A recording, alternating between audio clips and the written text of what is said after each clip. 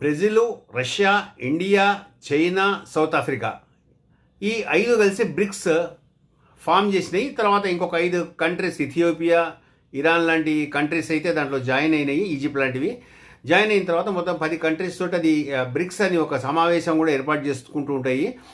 ఈ బ్రిక్స్ దేశాలు తమ కరెన్సీని తాము డెవలప్ చేసుకుని వాటి ద్వారా తమ మధ్య వ్యాపారం అనేవి జరిగేందుకు వీలుగా అవి చేసుకున్నాయి అనమాట. అంటే డబ్బులు డాలర్స్ రూపంలో బయటికి వెళ్ళిపోకుండా తమ మధ్య ఉండేటట్టుగా.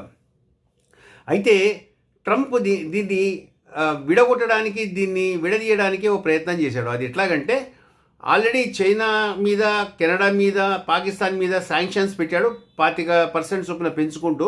ఇప్పుడు ఎవరైతే బ్రిక్స్ కంట్రీస్ ఏవైతే ఈ రకంగా చేస్తామని నిర్ణయించుకున్నాయో వాటి మీద కూడా తమ శాంక్షన్స్ చేస్తున్నాము, డాలర్ని కాకుండా వేరే కరెన్సీని మీరు యూజ్ చేస్తున్నందుకు 100% మీ మీద